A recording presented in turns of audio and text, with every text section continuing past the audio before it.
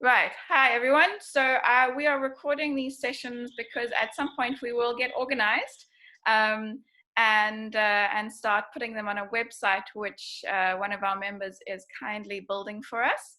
Um, what I wanted to, or what I volunteered to talk about today was making the most of your winter plants and your winter harvests, especially if you have a small garden and you're trying to avoid going out to the shops just to get a few greens to prevent yourself getting scurvy.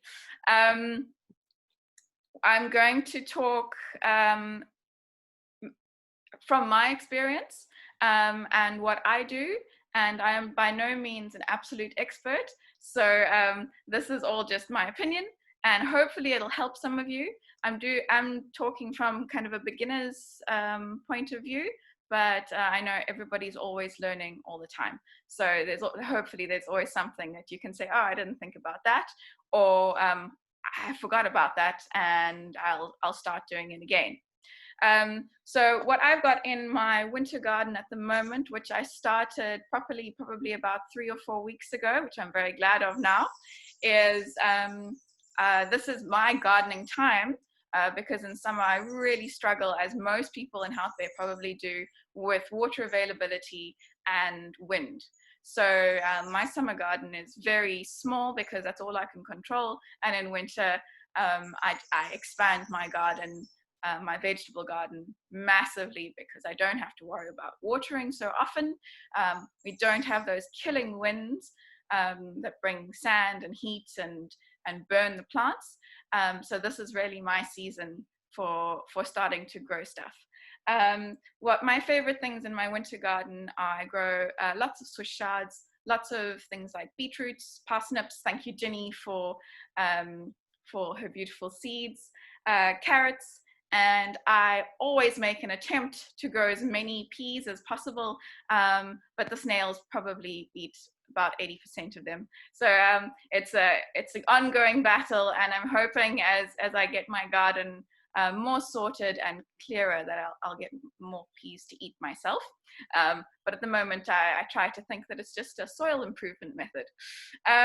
So we've got roots, legumes, and greens. Basically, that's my winter garden at the moment, and I'm sure that's what your winter garden looks like as well, unless you have amazing soil and you are lucky enough to be able to grow things like beetroot, broccoli and cauliflower, which I'm not so successful with down here.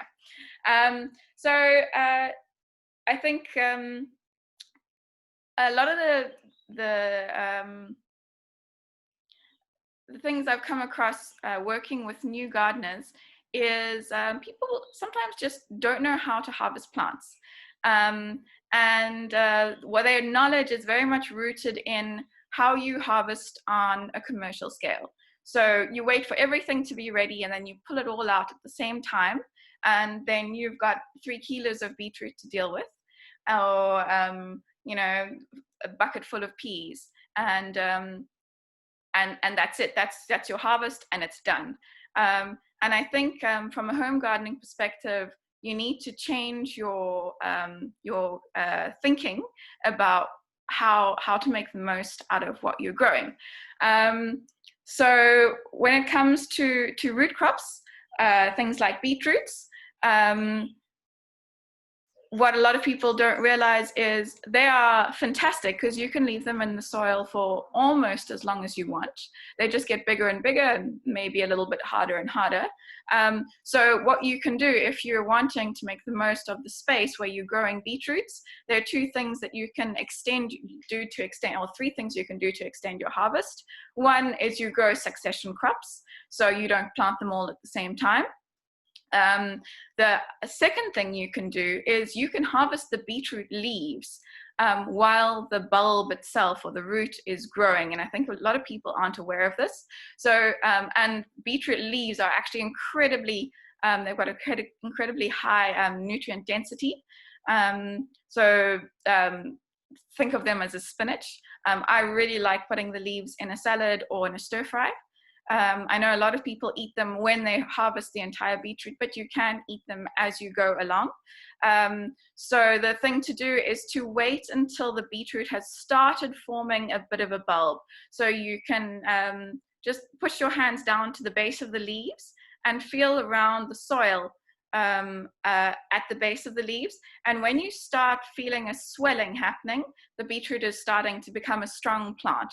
And at that point, you can start harvesting a few leaves. Now, I'm not saying take all the leaves. I'm saying go through your patch of beetroot and take maybe 2 or 3 leaves from each plant. And you can do this for a couple of weeks before your beetroot itself, the root, the tuber, is ready to harvest and eat. So in this way, you're getting 2 harvests out of 1 crop. You will be stunting the growth of the root itself a little bit. So if you want, you can choose sacrificial plants to be harvesting the leaves from, or you can just be really gentle on them. But in cases like this, where we don't know what's happening and you just want a few greens for your garden, it's a great way to get really high nutrient dense greens out of a crop that's already there for another reason. Another root crop that you can get harvests really quickly is, of course, radishes, which everyone talks about. And I know the Living Seeds seed suppliers have actually published their quickest growers, but any radishes are fine. And one of the things I like to do with radishes, because they're so quick, is when I'm putting new seedlings into a bed, I put radishes all around them. So because the new seedlings are going to be quite small, I know they're going to expand, but before they grow, there's all the space around them which can be used. So you put a quick crop in like radishes, they'll take 3 weeks to a month. And I also overplant the radishes. So I'll put 3 times as many seeds in the soil as I need. And then maybe even a week later, I can come along and the radishes will have pushed up 2 leaves. And at the 2 leaf stage, they are fantastic microgreens. So I go along, I thin out my radishes to the spaces that I feel are right for that bed. And I've got a handful of microgreens to add to a meal. So you're getting microgreens, that's stage 1 of your radish harvest. Then you're getting the radishes themselves. I know some people eat the radish greens. I'm not such a fan of them just because they're sticky and I don't really like the taste. But there is that option too. And then, of course, once you've pulled the radishes out, you've now created space for your main crop in that area. So that's a really good way of taking advantage of sorry, just readmitting Mandy. I don't know why you're jumping on and off, Mandy. So it's a really good way of taking maximum advantage of that space. Then we go on to your legumes, which in winter for me are broad beans and peas. And this year I actually planted them earlier because I have a massive snail problem. Usually I only plant them at the end of winter, otherwise the snails are going to take them out over winter. But now I planted mine early because there are a couple of things that I would like to do with my legume crops. One is, not a lot of people are aware, are that things like broad beans and peas, you can eat the entire plant. So once again, what I've done is I've planted both my broad beans and my peas far more thickly than I would usually. So I've planted them twice as thickly, and what I'll be doing is as they come up, I'll look at the spaces, and where they're quite thick for the adult plants, I'll be thinning them out, and I'll be eating those thinnings as part of a salad. So you can do that with both broad beans and peas. And then with the broad beans, as they get to about 20 centimeters high, you can actually nip off the tips as well, and it creates a bushier plant, which gives you an advantage later on when they're flowering and fruiting. You don't have tall plants that winds are going to knock over, and they might actually make more pods. And then you've got these tips to eat fresh or stir-fried, which are lovely. So you're getting a crop out of it while you're waiting for the pods.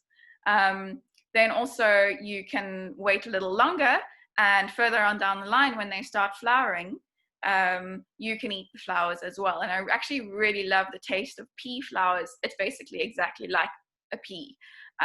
So if you're impatient, you've got to remember that the more flowers you eat, the less pods you get.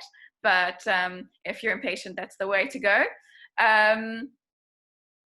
What we found last year, we had a discussion about it on our WhatsApp group, is that the broad beans were flowering, people's broad beans were flowering from quite early. So I guess, but I didn't keep track of it. About midwinter, they were all starting to flower, but nobody got pods until it warmed up in spring. And that's because they need to be pollinated and there just wasn't insect activity. So if this lockdown continues and you're absolutely desperate, you can probably safely start eating the first of those broad bean flowers, which are also delicious, without thinking that you're sacrificing pods, because they're not going to create pods or make pods if they're not getting pollinated. So if you're not seeing insect activity, they're not going to get pollinated unless you're going to go around with a paintbrush and do it all yourself. So you might as well go ahead and eat those flowers, and it will add nice variety to your food. So that is legumes. And then greens, things like lettuces, spinaches, Swiss chard, which is not a true spinach, but is actually part of the beetroot family or very closely related to beetroots. Harvesting, this might seem incredibly obvious to most of you, but I know new gardeners are sometimes quite surprised that you can harvest as you go with things like lettuces and spinach. You don't have to harvest the entire plant. So with lettuces, if you want to just harvest a few leaves at a time and you haven't planted yet, and if you have a choice, then it's really nice to look for a loose leaf lettuce, which is a lettuce that they've been developed that you just pick individual leaves, that they don't create a head. But you can do this with a head forming lettuce, things like butter lettuces, cos lettuces. Not such a fan of iceberg, but maybe you could do it with this too, is while you wait for the head to form, you can pick the outer leaves. I do this because I have snails and slugs that tend to hide underneath those outer leaves. And so it's actually a better way for me to keep my garden clean, is just to take those first outer leaves. When the head is like a decent size, I'd say like kind of that size, then I feel like it's okay to start taking leaves around the outside. Remember, the growth point is at the center. So if you start taking leaves from the center, you are restricting the growth of your plant, because it has to keep on making those baby leaves without leaves to power it. So take out the outside leaves, leave the center leaves to grow. So in that way, with things like a butter lettuce, you can get 2 crops. You can get the outer leaves kind of as it grows, as long as you take, just 2 or 3 every week.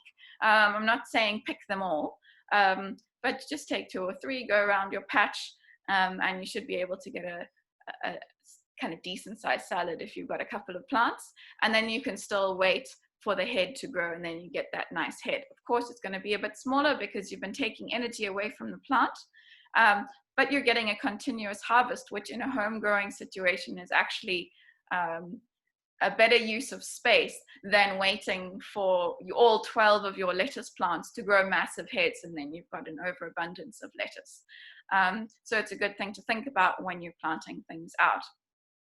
Then when it comes to spinach, the same principles apply. I really love all my bright light Swiss chard at this time of year. I think they look absolutely stunning in the garden and in your food. And of course, incorporating more colors into your food does bring in more nutrients, and because of all the different chemical compounds. So with things like spinach, try and be patient, which I never am, and wait for the plant to get to a decent size before you start harvesting the outer leaves. Always remember, harvest the outer leaves. I know it's so tempting to start harvesting those baby leaves from the center because they look so lovely, but you are really hurting the plant when you're doing that. So harvest the outer leaves when your plant gets to a decent size. So say it has 5 or 6 really nice big leaves, then you can start harvesting the Hout leaves. And I always think about leaving at least, if not more than, a third of the plant to grow for your next harvest. So you're harvesting the outer leaves and leaving at least a third of the plant to grow.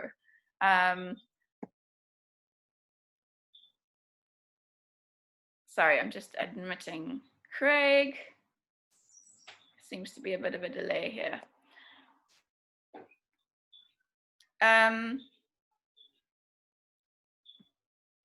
Don't know why it's not working. Okay. Let's see if this will work. No. Okay. Sorry, Craig. I don't know why I can't let you on. Maybe it's just delayed. Right. So that's really my wrap up of how I make the most of my space. Oh, another thing that I'm sure a lot of Hout Bay people have at the moment is nasturtiums coming up like crazy. And it's a total weed here. They're from South America. And they aren't, they're one of those useful weeds, right? They're really high in vitamin C. They've got this lovely spicy taste to both the flowers and the leaves. So what I'm doing at the moment is I've got all these tiny little nasturtium leaves popping up everywhere. And I'm harvesting them. As I'm weeding them out, I'm harvesting them for salads. You can also make a pesto out of them. It's got a really strong taste though. Another thing that they're really good for is for your compost, because they've this lovely kind of a green manure. So if, like me, they get absolutely out of control, then the nasturtium leaves are great if you just harvest them in massive handfuls to add to your compost, or if you're doing trench beds, to add them in a nice thick layer to your trench beds. Welcome, Craig. Sorry it took so long to admit you. I hope you will find something useful at the tail end of this. I am going to mute you in case there's some background noise there. So nasturtiums are a really great weed to take advantage of, and of course, the more you eat them, the more you control them in your garden. Yeah, I like eating both the leaves and the flowers, and I have experimented with pickling the seeds, but I have not eaten them yet. So I don't know if anybody else has tried that and whether it works. That would be interesting to hear. So while you are continuously harvesting from your garden and your growing plants, you have to remember that this is winter. They're getting a lot less sunlight.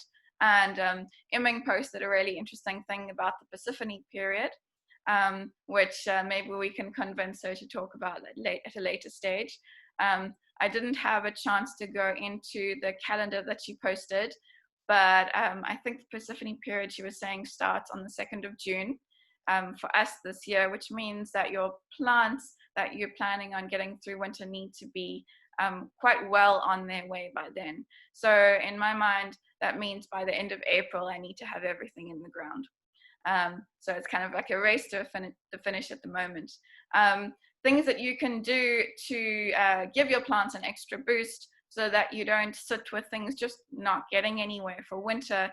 And if you are continuously harvesting from your plants before they reach their main crop, is remember to liquid fertilize. So because we are on lockdown, you can't go out and buy your usual Seagrow or whatever it is you're using. Although I don't know if anybody's been to Pick and Pay recently. Sometimes they have Seagrow on the shelves there. So if you've seen that, please let me know and I'll hightail it there. But that's a really nice boost to give to plants. Remember, if they've got less sunshine, they do need a little bit of a boost to grow some more leaves, to capture more sunshine. But you can start making your own liquid fertilizers. At the moment, I've got a comfrey fertilizer going. So it's as easy as ripping out your comfrey leaves, which are dying down for winter now anyway, sticking them in a bucket, putting some water in there and letting it sit in the sunniest spot at the moment because it's quite cold. And when it smells like a farmyard, then you've got some nice liquid fertilizer happening there. And depending on how strong you think it is, you can either dilute it or use it neat.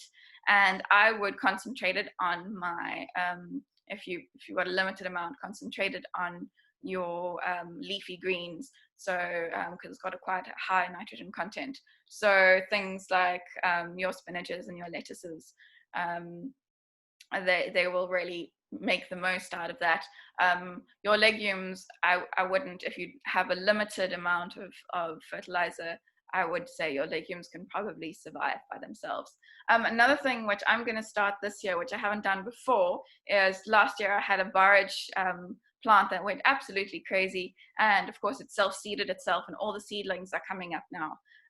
So borage, now that my comfrey is dying down for the winter, the borage is now taking over, and I'm going to be trying to use that as my kind of winter liquid fertilizer plant. So once I've got big enough leaves, I'm going to start that, and I'll let you know how it goes as a liquid fertilizer. I was just looking up in one of the books this morning, and I see it's an accumulator of potassium and silica. So let's see how that works as a liquid fertilizer. I do also know people who just throw everything in a bucket, rot it down, and use that as a liquid fertilizer. I think dandelions are a good one. Yarrow. I threw a bit of artemisia in mine. It's a natural pest repellent, but I'm sure the rotting leaves also contribute to the fertilizer. So in this time where we are really limited in our resources, I think this is a great time to experiment, and hopefully if you have experiments that are successful, you'll share them with us on our group. So that's really all I've prepared for today to talk about, and I think we can open up to questions, or if anybody has something that they want to talk about, what's going well in the garden at the moment, what they're going to try next, then I'll open it up. So you can unmute yourself if you want to chat, or you can type a message down on the chat group, and we can work it that way.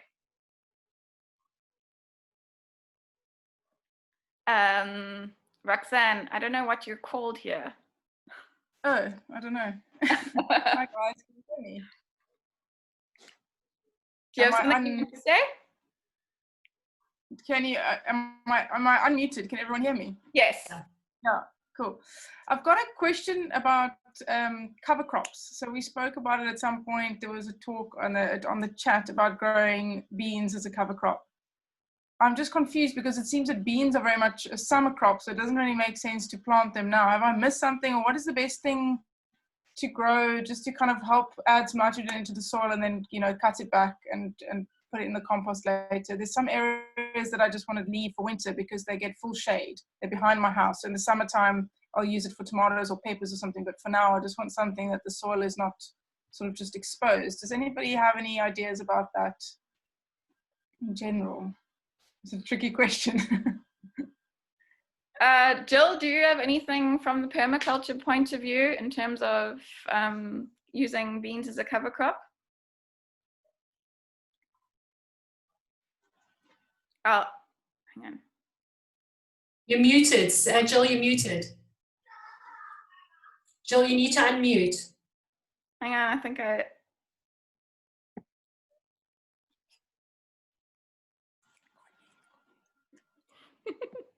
I think I wasn't unmuted yet. No, now we can hear you. Hear me now?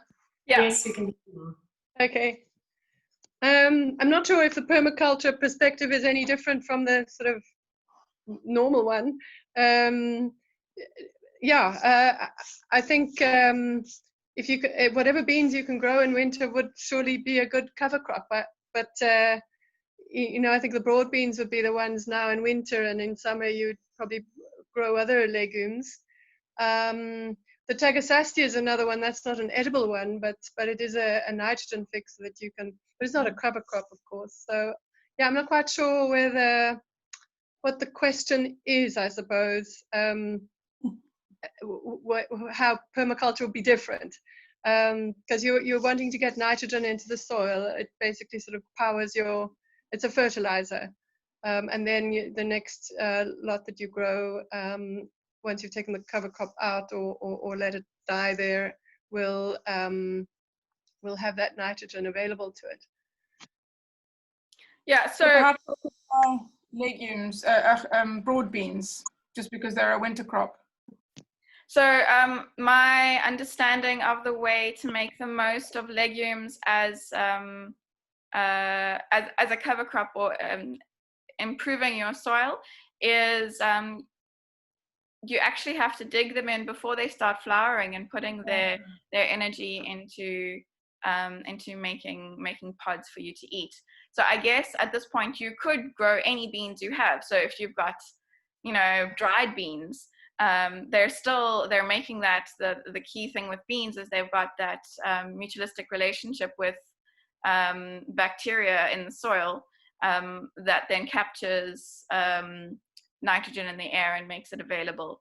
And then once you've got those rotting down in your soil, that's now releasing the nitrogen into the soil. It's actually something that I'd like to understand a little bit more clearly, because it's always a given that legumes put nitrogen into the soil, but I would love to know exactly when it is. From my understanding, you could grow any beans you want now, as long as they're getting a little bit of leafy plant going and supporting the bacteria underground. You could stick them in whatever dried beans you have, stick them in, let them get to a certain height, and then dig them in to rot down. So I think the seasonality is more about giving you the pods, the fruit. So give it a try. Let us know how it goes. Okay, cool. Thanks. Roxanne, I was given a whole lot of clovers seeds, and I was quite concerned that it would just become, because they're quite weedy and they're quite invasive. But we did a patch, quite a big patch, when we transformed one space, and we just left it for a number of months. And there aren't any more clovers left now, but that soil is so rich. When we did eventually plant into it, it was incredible. I mean, the difference between that soil in the one part of the garden versus another. But that was just kind of left fallow. So it was just kind of a big area, and it was just allowed to grow and let those clovers grow. And I believe those are very good nitrogen fixes. Yeah, I believe so as well. I wouldn't know where to get seed, but I can have a look. It's a good idea. Thank you. Yeah. Living Seeds sells clover as a cover crop, but I think it's in like quite big amounts. So I guess, hello Emmylou. I bought clovers. I bought clover seeds. I've got thousands. Oh, awesome. It's on the ship. It's coming. Okay, cool. I'm in. I think I'll do like some just prepping areas again, because it worked well. Yeah. Can I think announce the question? Oh. No, I was thinking I also ordered wheat. Apparently, specific wheats are also really good for that. So I also ordered a specific wheat. I don't know how much space you need for wheat. We're going bulls. It's like the tiniest wheat field in the world. Anyways. Yeah. Mandy, you have a question? Well, it was just a question on composting, if that's okay, because now we've been kind of taking what we have. It seems like the manure that we had from the previous compost heap hasn't completely broken up, but we've used most of it, and I went and I cleared all my green, and I had barrage, and I'm going to just chop today. And the idea was to make the new compost heap. But can you remind me, what is the proportion that I need to have? Because I've got green grass that's been sitting there for quite a while, obviously. There's all this green, which is quite a lot. And then we've got to layer it, but obviously we're not going to have any manure. Do I need to? And then we've obviously got food matter that's been kept biodegrading. And then any suggestions of what we can do given limited resources? I mean, do I need to maybe mow grass and get more fresh? Just any thoughts to layer it to get a good mix? Because I don't actually have any nitrogen other than the borage. I'll have quite a bit of that. So I go 50-50 green and brown, but remember fresh manure can kind of counts as green. But the thing was with freshly mown grass, and any kind of grass that's going to form a mat, just be careful that you don't make the grass layer too thick if it's just grass, because then you're going to curse yourself later, because it's going to form like a really dense thick mat, which is going to be horrible to dig through when you're turning it. So if you're going to cut grass, which is probably going to be quite nice in terms of creating heat, then just don't make it like this massive thick layer. I would go like, you know, maximum 10-15 centimeters. That's from my experience. I don't know if anybody else has anything. Mandy, we've been pruning. I don't know what your property looks like, but we live in Scottsdale, so we've got loads of, you know, big plants that are also at the moment shading a fair amount of our crops. So we've just been doing a lot of pruning. We've got a mulcher as well, but if you don't, you can do quite a lot of it by hand. And you don't have to put the sticky bits in, but if you've got a bougainvillea or a tree or like a hedge or anything like that, any green, we've done that. Yeah, we've done a massive, so we've got a bit of a pile going. We did a massive cleanup, a couple of days ago, now ready to kind of chop that up. But in our group, there was someone speaking about manure. Do you think I should try and get it, or do you think I should just work with what I've got and make it? We don't have any manure in ours, and I literally, my compost box with just bougainvillea, because we had such a big one and we cut it back. One plant on its own creates heat. It's amazing. We've done it with our eugenias as well. It's just the sticks and the leaves from one plant in such a mass create heat on their own. So obviously they'll maybe have less micronutrients than something more complicated, but it does create that heat and it does compost down. So I think if you don't have manure, it's not a problem. Okay. Yeah. So the manure will give it a kickstart. And create the heat. But if you are like piling it up quite high, as it sounds like Roxanne is doing a pretty good job of, anything should break down. Because it's winter, I would try put it in a warm spot as well. So, you know, not in the deep cold shade underneath your trees. Try put it in a warmer spot. Obviously, keeping it damp also helps that microbial activity. A couple of things you can do to kind of also kickstart it is you can get the guys to pee on it. That's a great one. Thanks for that reminder. That's a good one. I only have one guy and a dog. Can't tell the dog anything. So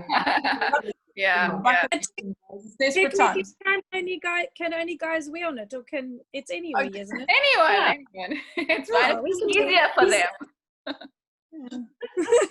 Can squat. Exactly. My new spot. Plants with latex, are those still okay? So we've got these big, I think they're giant ficus, and they need serious pruning. I mean, you know, but they've got a latex in them. Would that still be fine in the compost heap? Is it all fine? I don't see why not. Okay. I mean, I had to teach myself not to eat things, and latex is like you don't eat something with latex. So in my head, I'm like, wait. Or use it as firewood. Yeah. Okay. In terms of fertilizing, what's the thoughts on worm wee and worm castings? I heard some contradictory advice at some point that the worm wee is not actually as nutritious as what was first what we first heard. What's your thoughts on that? So in terms of the worm composting, it depends on, I guess, what you're putting in, as with any compost, right? So if you're just feeding it one thing, so I know sometimes you buy commercial earthworm castings and they've only been feeding it manure. So then, of course, you're limited to the nutrients that were in the manure that you're feeding the worms. But if you've got a home-based worm composting system, you'll be feeding it a whole range of things. So then there's going to be a whole range of nutrients in that compost.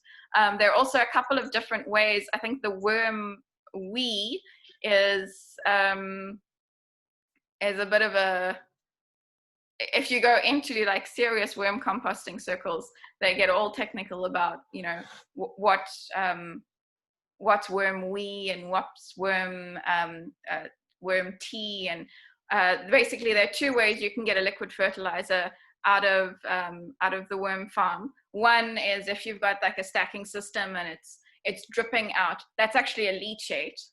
And that's basically everything that's dripped down through the compost. And I've actually read, there is one book, I don't know if I got it here. There's a book called Worms Eat My Garbage, which has just been reprinted. I saw it in Exclusive Books the other day, and that's like the book on worm composting. And she actually says that worm leachate from the worm farm is not good, because it could have all sorts of nasty bacteria in it. But I've been using it for years and growing the best strawberries out of it. But I also do, which this author doesn't, she doesn't add any extra water to her worm farm. So every time I put stuff into my worm farm, I water it to get more worm leachate out. So what I'm, with the kind of the pure worm leachate would just be the moisture that's coming from the scraps that you're feeding your worm farm. But I think what a lot of us do is we add more water, so then that water is rushing through the different layers of the compost that's already been made.